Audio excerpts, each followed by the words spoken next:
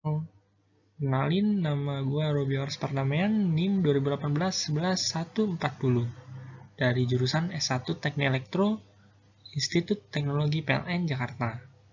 Nah, hari ini gue ada tugas disuruh menjelaskan tentang metode program linear pada mata kuliah riset operasi. Nah, riset operasi itu sendiri ada pada Perang Dunia Kedua, yang dimana dibuat oleh negara Inggris. Dia pengen, atau negara itu pengen, supaya dia bisa memenangkan perang dengan cara memaksimalkan sumber-sumber daya yang sangat terbatas yang dimiliki untuk operasi-operasi militernya, sehingga dia dapat memenangkan perang tersebut. Dan terbukti kan, Inggris dapat memenangkan perang dunia kedua bersama dengan sekutu melawan Jerman. Program baru, kita balik ke topik, yaitu program linear, di mana program linear adalah teknik pengambilan keputusan untuk memecahkan masalah mengalokasikan sumber daya yang terbatas di antara berbagai kepentingan seoptimal mungkin. Artinya, program linear ini adalah teknik untuk mengambil keputusan bagi para pemimpin tentunya agar dapat memecahkan masalah yang dimana masalah tersebut mengenai sumber-sumber daya yang terbatas. Nah, dari sumber daya yang terbatas itu dia ingin menghasilkan keuntungan yang lebih optimal. Dan juga program linear adalah metode yang merupakan salah satu metode dari riset operasi yang memungkinkan para manajer tersebut mengambil keputusan dengan menggunakan pendekatan analisis kuantitatif. Jadi, program linear ini merupakan metode yang memprioritaskan analisis kuantitatif atau jumlah dari sumber-sumber daya yang ada, dan untuk kualitasnya mungkin lebih dikurang prioritaskan. Nah, makanya program linear ini banyak diterapkan secara luas pada berbagai persoalan dalam perusahaan untuk menyelesaikan masalah yang berkaitan dengan penugasan karyawan, penugasan mesin, dan juga distribusi dan pengangkutan, serta penentuan kapasitas produksi ataupun dalam penentuan portofolio investasi. Program linear juga banyak digunakan untuk menyelesaikan masalah-masalah yang ada pada dunia perbankan, dan juga pendidikan dan masalah-masalah lain yang dapat dinyatakan dalam bentuk linear. Nah, ini ada contoh singkatnya secara kecil lah kegunaan dari program linear.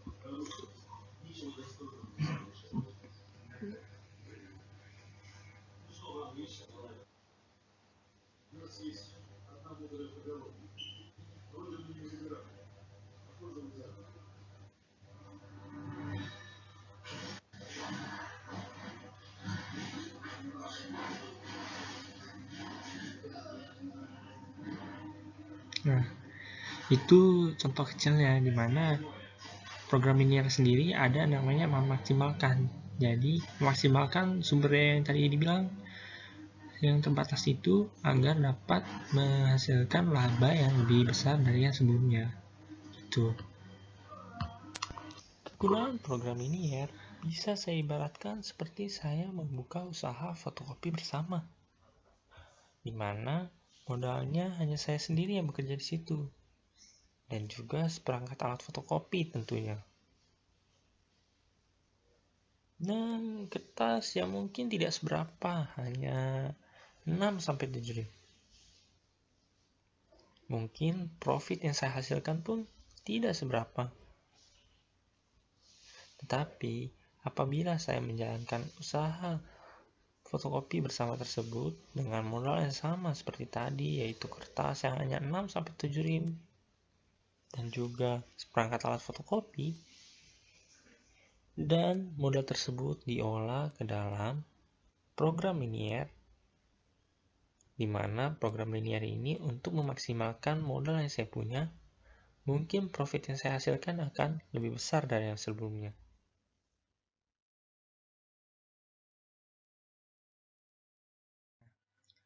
Di dalam program linear ini ada formulasi masalah atau struktur modal matematiknya. Jadi tujuan dari penelitian operasional adalah mengatasi persoalan yang berkaitan dengan penggunaan sumber daya yang terbatas. Pemecahan masalah dengan penelitian operasional dimulai dengan menggunakan modal matematik. Di sini modal itu diartikan sebagai representasi dari suatu sistem yang nyata. Tujuannya untuk memudahkan dalam menganalisis perilaku sistem nyata dalam rangka memperbaiki kinerjanya. Nah, karena di dalam suatu masalah kan pasti ada kompleksitasnya, pasti ada begitu banyak variabel-variabel yang muncul. Nah, itu akan mengakibatkan muncul juga pada modal matematiknya, sehingga karena kenapa juga kompleksitas itu muncul, karena sebagai akibat dari banyaknya elemen atau variabel yang mempengaruhi atau juga mengendalikannya. Hal ini akan menyulitkan dalam menganalisis atau juga mengambil keputusan di dalam melakukan pembuatan model. Biasanya di dalam suatu sistem nyata itu terdapat variabel yang bersifat dominan. Oleh karena itu, representasi sistem nyata juga yang dimasukkan ke dalam suatu model hanya akan mempertimbangkan elemen-elemen atau variabel-variabel yang mendominasi sistem nyata tersebut, sehingga ya kurang mendominasi tadi itu tidak dianggap dulu itu. Nah, tahapan dalam pembuatan model inilah yang disebut atau dianggap sebagai suatu seni dalam riset operasi. Nah, di dalam model matematikanya ini ada 3 unsur. Hanya karakteristik tersebut adalah variabel keputusan, fungsi tujuan, dan fungsi pembatas. Variabel keputusan itu adalah list atau kumpulan dari pernyataan-pernyataan yang berisi keputusan yang akan dibuat, sehingga bisa disebut sebagai pilihan-pilihan yang akan kita ambil untuk membuatnya sebagai keputusan gitu. Nah, baru ada fungsi tujuan yang keduanya. Fungsi tujuan ini merupakan fungsi dari variabel keputusan, di mana keputusan yang tadi kita ambil itu apakah akan dimaksimumkan ataupun diminimumkan. Untuk dimaksimumkan itu untuk pendapatan dan keuntungan. Kenapa? Karena nggak mungkin dong kita meminimumkan pendapatan yang kita punya, nanti malah rugi dong, ya kan? Nah, makanya kita pengen pendapatan yang kita dapat itu akan maksimum, atau juga maksudnya pendapatan atau keuntungan yang kita dapat itu akan lebih besar dari yang sebelumnya, ya kan? Nah, untuk diminimumkan itu untuk ongkos dan waktu. Kenapa? Karena seperti kita naik Gojek, kita udah naik Gojek dengan harga yang murah, tetapi kita masih memakai diskon, ya kan? Nah, kenapa itu terjadi? Karena kita ingin meminimumkan ongkos yang kita punya, kan? Itu sebagai representasi dari meminimumkan ongkos dan waktu itu. Atau juga biaya produksi bisa. Kenapa biaya produksi pengen diminimumkan? Karena kalau kita mau maksimumkan biaya produksi, berarti yang namanya kita rugi, kan? Masa kita menjual harga yang murah padahal biaya produksinya mahal gitu. Kemudian ada fungsi pembatas, di mana fungsi pembatas ini adalah fungsi matematik yang menggambarkan hubungan antara besar pemakaian sumber dengan keterbatasan sumber yang bersangkutan.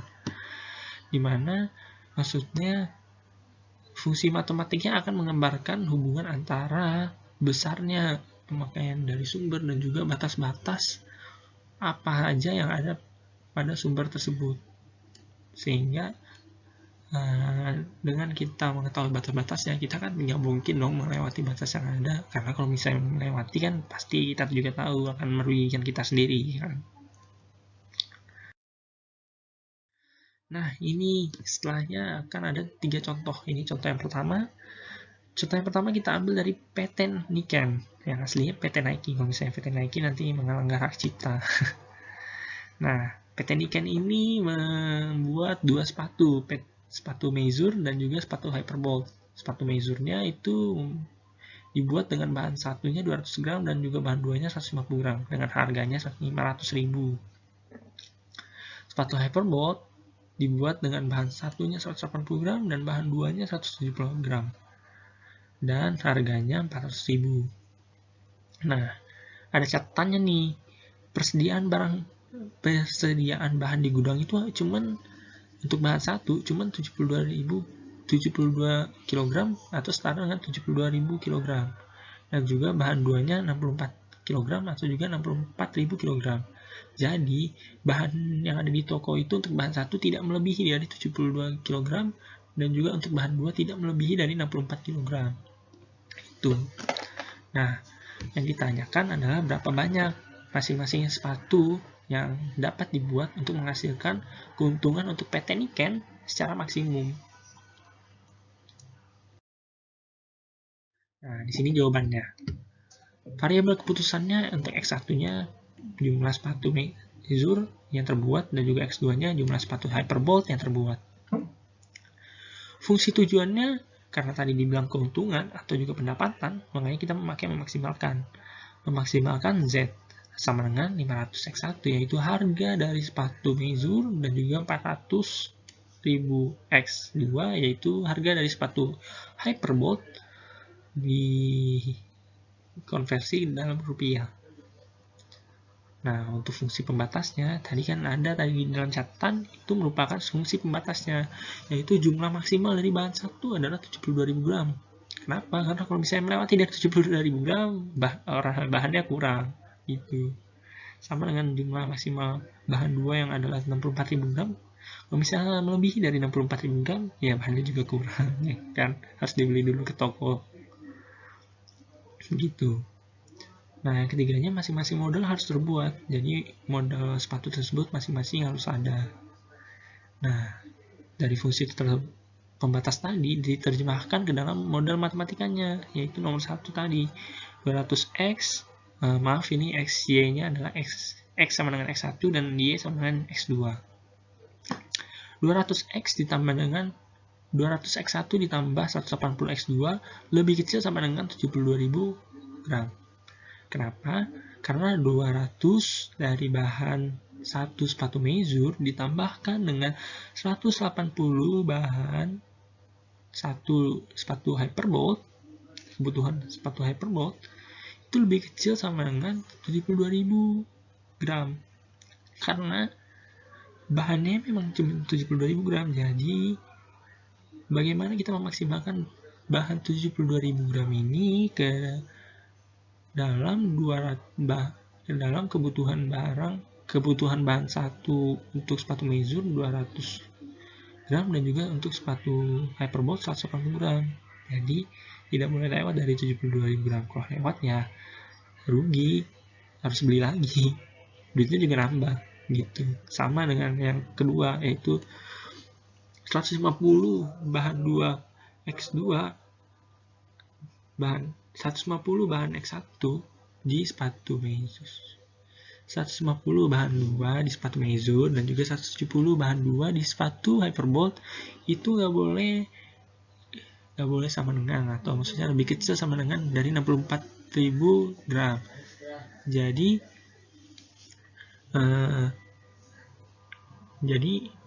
harus dimaksimalkan 64.000 gram itu untuk 150 kebutuhan 150 bahan 2 sepatu Mezur dan juga 170 bahan Hyperbolt, bahan 2 Hyperbolt gitu.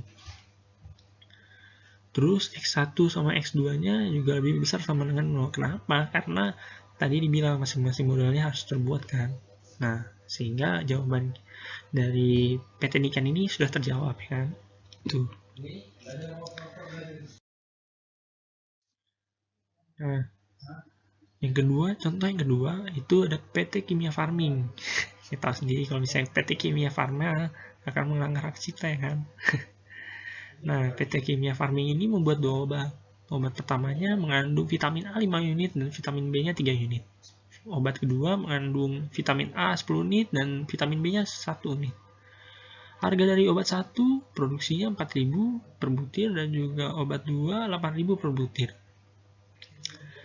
Nah, ada catatannya nih.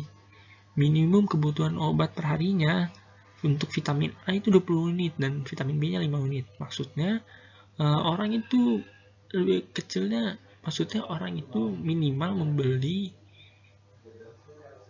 perharinya 25 unit untuk vitamin A dan juga 5 unit untuk vitamin B. Jadi untuk perharinya itu nggak mungkin 0 yang dibeli itu. Nah, untuk produksi obatnya sendiri, tadi dibilang nggak boleh 0, makanya obat 1 itu paling sedikit 1 unit, dan juga untuk obat 2 paling sedikit 1 unit juga. Nah, yang dicari apa sih? Yang dicari itu pengeluaran minimum untuk produksi obat per hari. Nah, kita mau tahu nih berapa biaya produksi untuk obat perharinya, karena kita kalau misalnya tadi dibilang kalau produksi itu untuk diminumkan kan tuh. Nah, makanya dicari variabel keputusannya, yaitu X1 nya banyaknya jumlah obat untuk obat 1 yang terbuat dan juga banyaknya jumlah obat 2 yang terbuat untuk X2. Dan untuk fungsi tujuannya, karena tadi dibilang biaya produksi atau pengeluaran, minimumkan Z. Nah, minimumkan kan sama dengan 4.000 X1, yaitu harga produksi obat tadi, obat 1, 4.000 X1 dan juga 8.000 X2 dalam rupiah. Fungsi pembatasnya apa? Fungsi pembatasnya itu tadi juga ada pada catatan kan. Jumlah kebutuhan minimum kebutuhan vitamin A itu 20 unit per harinya dan juga kebutuhan vitamin B-nya 5 unit per hari. Jadi orang itu minimal bukan orang sih, perharinya itu minimal orang-orang bakal beli 25 unit dan juga 5 unit per hari untuk vitamin B minimalnya gitu. Dan 3, masing-masing obat juga harus terbuat paling sedikit 1, jadi minimal 1 obat itu harus terbuat, nggak boleh 0 tuh. Makanya kita terjemahin ke dalam model matematikanya, yang dihasilkan jadinya 5x1 plus 10x2 lebih besar sama dengan 25. Kenapa lebih besar sama dengan 25? Nah, karena 5 unit obat, 5 unit vitamin A dari X1 yaitu obat 1 ditambahkan dengan 10 unit vitamin A dari obat 2 itu harus lebih besar sama dengan dari 25 unit. Kenapa? Karena kebutuhannya lebih besar dari 25 unit. 25 unit itu cuma standar terbawahnya gitu. Jadi yang harus dia capai itu harus lebih besar dari 25 unitnya. Makanya tandanya lebih besar sama dengan yang ini mode matematika yang kedua untuk jumlah kebutuhan vitamin B, dimana 3 unit vitamin B untuk obat 1 ditambah dengan 1 unit vitamin B untuk obat 2 itu lebih besar sama dengan 5 unit. Kenapa kan? Nah, tadi dari bilang obat dari untuk vitamin B itu sendiri harus lebih besar dari 5 unit karena kebutuhannya itu lebih besar dari segitu. Nah, makanya di 3 itu masing-masing obat harus terbuat paling sedikit 1. Makanya X1, X2 sama dengan 1. Gitu. Nah, ini kita udah masuk ke contoh yang terakhir, contoh 3. PT Mebel Persada. Dia buat 2 barang, meja dan kursi. Meja dibuat dengan waktu 2 jam per unit. Dan juga kursi dibuat dengan 30 menit per unit. Harga satu meja 100 juta. Mahal banget nih 100 juta. 1 juta harga meja per unit. Dan juga untuk kursi itu cuma 500.000 per unitnya. Nah, di sini ada catatannya lagi. Tenaga kerja yang ada cuma 4 orang dengan jam kerjanya 8 jam per hari. Terus pelanggan tersebut, pelanggan yang berkunjung kepada Mebel Persada, dia membeli paling banyak 4 kursi untuk 1 meja. Makanya bisa dibilang pengrajin itu harus memproduksi kursinya paling banyak 4 kalinya jumlah meja. Nah, baru yang ditanya apa sih? Yang ditanya itu banyaknya meja dalam kursi dan kursi yang dibuat untuk menghasilkan keuntungan maksimumnya. Nah, di sini yang dicari bukan waktu ya, karena tadi dibilang juga waktu kan untuk minimum. Nah, di sini dicari ada keuntungan yang bukan waktunya. Kalau misalnya yang dibahasnya tentang waktunya, mungkin baru kita akan memakai minimum. Nah, tetapi di sini karena kita membahas tentang keuntungan atau pendapatan, yang dibahasnya tentang maksimumnya. Nah, baru ini variabel keputusannya, yaitu X1-nya banyaknya meja yang akan diproduksi, kemudian X2-nya banyaknya kursi yang akan diproduksi. Kemudian fungsi tujuannya, karena tadi kita ngebahasnya tentang keuntungan, maka yang dibuat adalah memaksimumkan Z. Jadi sama dengan 1 juta dikalikan dengan X1 dan juga 500.000 dikalikan dengan X2 dalam bentuk rupiah. Nah, apa sih fungsi dari pembatasnya? Fungsi pembatasnya tadi ada di catatannya. Jumlah jam tenaga kerjanya adalah 32 jam. Kenapa 32 jam? Karena ini ya saya tuliskan. 32 jam ini ada dari 4 orang kan. Tadi ada 4 orang kan, dikalikan dengan 8 jam. Ini ya jumlah jam kerjanya. Makanya hasilnya 32 jam. Itu. Kemudian produksi kursinya 4 kali produksi meja. Karena tadi juga dicatat yang dibilang pelanggannya lebih cenderung membeli kursinya 4 buah untuk satu meja. Dan juga fungsi pembatas yang ketiga adalah masing-masing barang harus diproduksi. Jadi meja dan kursinya itu harus diproduksi. Nah, dari fungsi pembatas tersebut kita terjemahkan ke dalam model matematika, di mana untuk satunya 2x1 ditambah dengan 0,5x2 di lebih kecil sama dengan 32. Kenapa? Karena 2x1 itu 2 jam pembuatan kursi ditambah dengan 0,5 itu setengah jam ya, karena tadi 30 menit kan untuk pembuatan kursi. Nah, 30 menit untuk pembuatan kursi X2 lebih kecil dari 32. Karena kalau misalnya lebih besar dari 32, nanti pekerjaan pada lembur. Yang misalnya 40 jam, lembur kan lebih dari 32 jam, 40. Lembur 8 jam. Itu bakal membuat pengeluarannya lebih besar lagi kan. Misalnya membayar lembur pegawai itu. Nah, model yang keduanya yaitu X1 dibagi dengan X2 lebih besar sama dengan 1/4. Kenapa? Karena tadi dibilang produksi kursinya 4 kali lebih besar daripada produksi meja. Jadi kursinya 1 tuh. Nah, mejanya 4 kali produksi meja, makanya dikalikan. Lalu kemudian dikalikan silang. 4x1 lebih besar dengan x2. Kemudian dipindahkan jadi 4x1 lebih kecil, 4x1 dikurangi dengan x2 lebih besar sama dengan 0. Karena produksi meja yang tadi, produksi kursi yang tadi 4 kali lebih besar dari produksi meja kan. Nah, baru yang ketiganya x1, x2 lebih besar sama dengan 0. Kenapa? Karena masing-masing barangnya juga harus diproduksi begitu.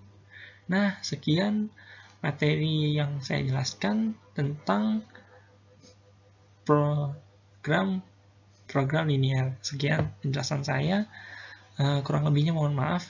Satu lagi, sebagian dari PPT saya ini saya ambil dari dosen saya, Pak Rio Afriananda, karena kalau misalnya nggak disebutin mungkin ini kan marah bapaknya. Bercanda Pak, maaf Pak. Begitu. Jadi sekian dari saya, selamat malam.